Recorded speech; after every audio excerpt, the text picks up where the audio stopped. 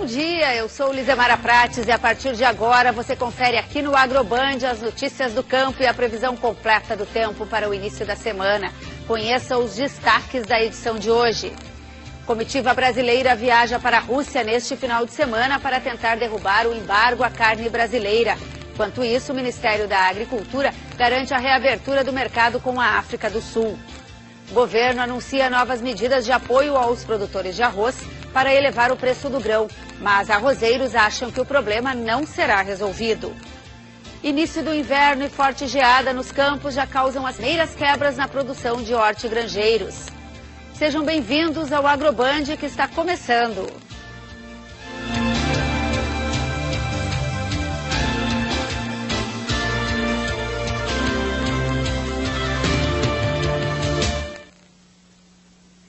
Durante a semana, o governo anunciou novas medidas de apoio aos produtores de arroz. Mais de 1 milhão de toneladas serão retiradas do mercado dentro da estratégia de elevar o preço pago aos arrozeiros e esvaziar os armazéns. Mas a medida do governo não entusiasma os produtores e lideranças do setor que defendem outras medidas para resolver o problema de preço. As recentes medidas anunciadas pelo governo, como a retirada por meio de leilões de mais de 1 milhão de toneladas de arroz do mercado, não vão resolver a situação dos produtores do sul do país.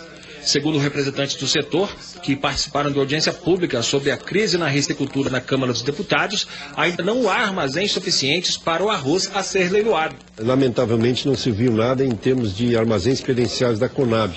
Nós precisamos com urgência resolver a situação, porque senão nós não temos onde colocar os produtos oriundos desses mecanismos anunciados.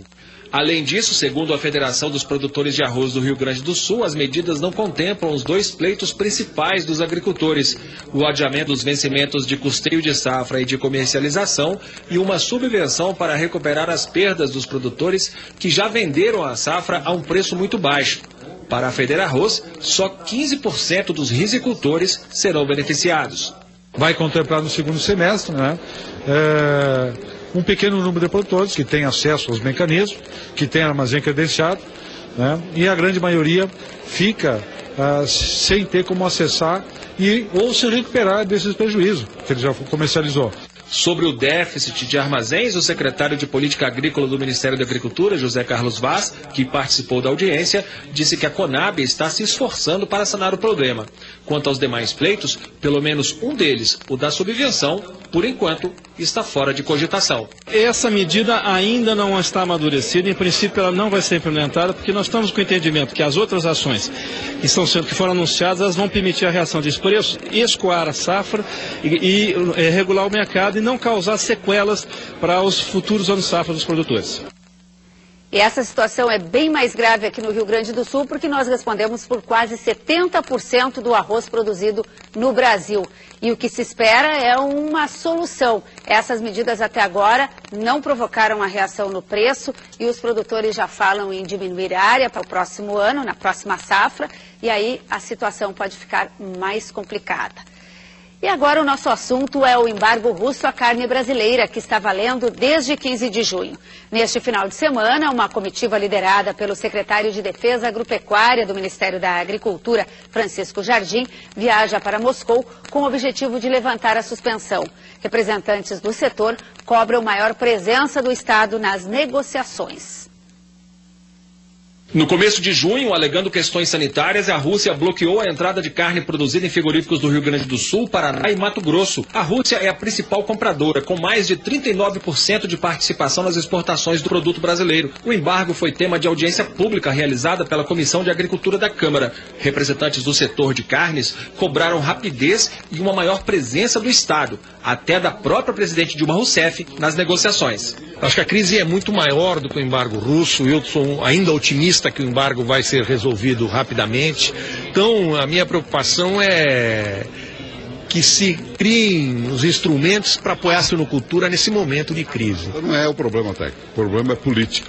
E se é político, quem tem que fazer é o Estado brasileiro que tem que entrar em campo. Os nossos maiores problemas não são somente o embargo russo. Se você for analisar, somente 28% da carne produzida no país é exportada. Então, os nossos grandes problemas aqui são em relação aos insumos, que realmente estão muito caros para a produção suína. Em resposta, o secretário de Defesa Agropecuária do Ministério da Agricultura, Francisco Jardim, disse que a questão é essencialmente técnica e que o governo já adotou as providências necessárias. Nós fizemos auditoria em todos os estabelecimentos que exportam para a Rússia.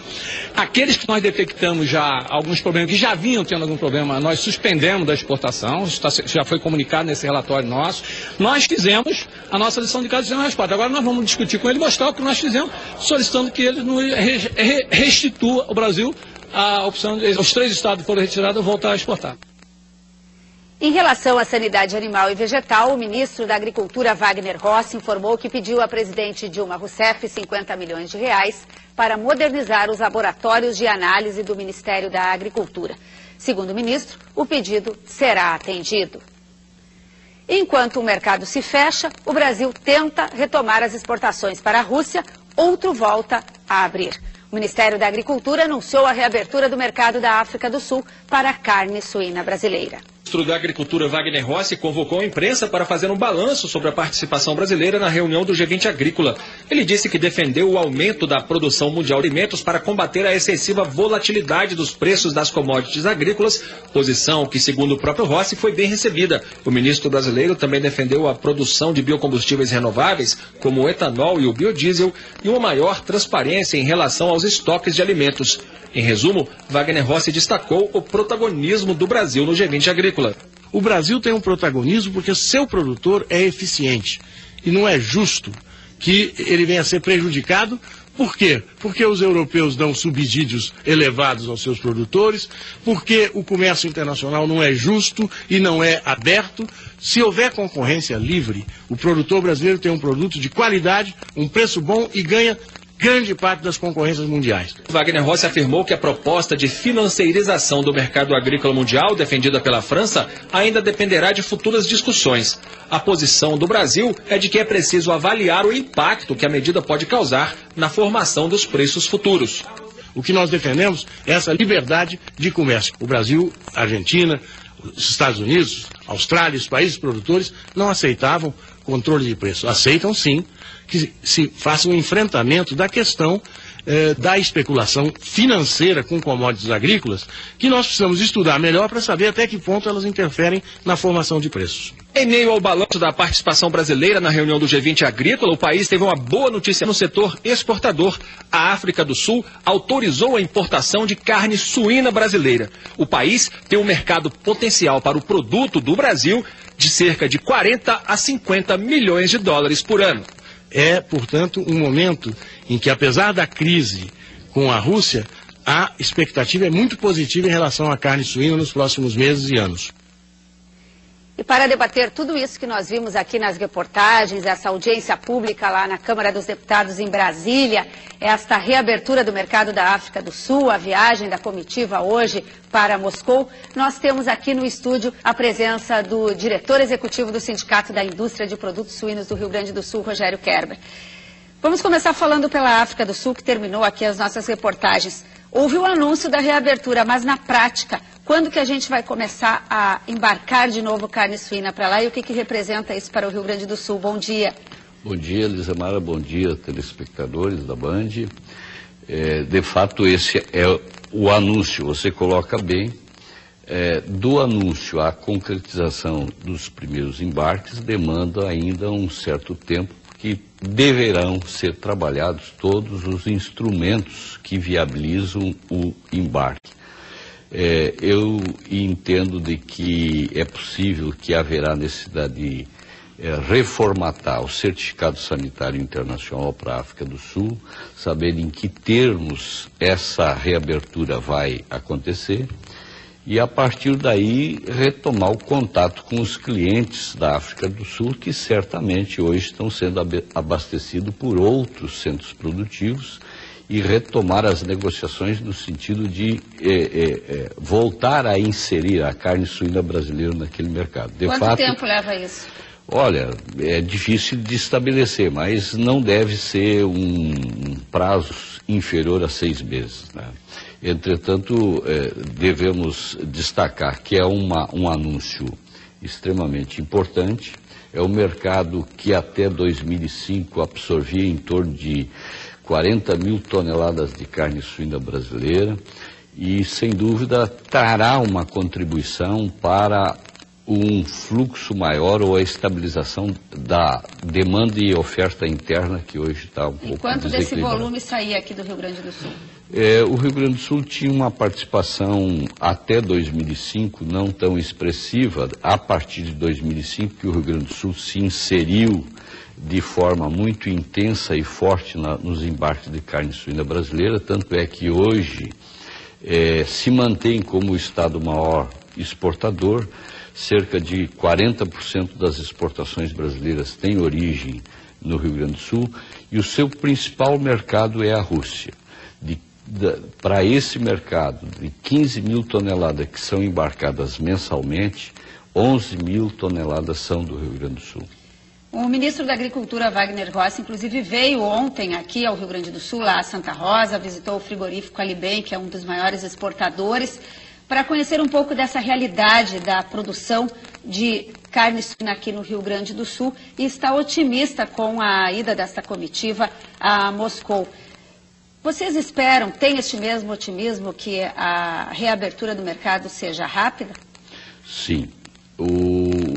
A suspensão imposta pela Rússia é uma suspensão temporária e ela transita dentro de uma negociação em que serão trabalhados aspectos técnicos. Foi bem colocado nas entrevistas da reportagem anteriormente, de que as questões estão ligadas a aspectos técnicos. Resolvidos os aspectos técnicos, se tem a perspectiva ou a ideia de que essa recomposição ocorra imediatamente. Talvez até antes da África do Sul a gente possa voltar a exportar para a Rússia, o senhor acha? Com certeza, nós não temos dúvida nenhuma de que essa recomposição deva ocorrer ainda dentro do mês de julho. Queremos aproveitar a sua presença aqui para falar como é que vão as negociações para o uso de arroz na alimentação dos suínos. Nós vimos aí uma reportagem sobre a crise no preço do arroz e pode ser uma alternativa ao uso na ração animal. Está avançando isso? Esse é um tema que está em pauta. A Câmara Setorial do Arroz está trabalhando esse tema. O setor de aves e suínos, especialmente, que são os dois demandadores do insumo básico, o milho, né, e que tem no arroz uma alternativa importante. Sob o ponto de vista nutricional, não tem nenhuma restrição substituir o milho pelo arroz. A questão toda passa numa viabilização econômica em dois aspectos. A questão da equação tributária, que o arroz é um item tributado, mas já tem um entendimento de como encaminhar esta situação. E outra é a questão da equalização valor milho-arroz. Este é um pouco mais complicado, uma vez que o arroz é um produto de um custo de produção maior e que nós temos que, então, encontrar uma condição de alcançar esse equilíbrio entre custo de arroz e custo de milho. Isso só se o governo federal der um prêmio para o uso na ração animal. Sem dúvida nenhuma, a principal alternativa passa nessa negociação. Muito obrigada ao diretor executivo do Sindicato da Indústria de Produtos Suínos do Rio Grande do Sul, Rogério Kerber, que trouxe essas informações aqui para os nossos telespectadores. E nós vamos agora para um rápido intervalo e na volta vamos falar sobre a campanha para fiscalizar a qualidade dos alimentos. Tem também a previsão do tempo e você vai ver que a geada que atinge os campos do Rio Grande do Sul já preocupa os produtores. Nós voltamos em 1 minuto.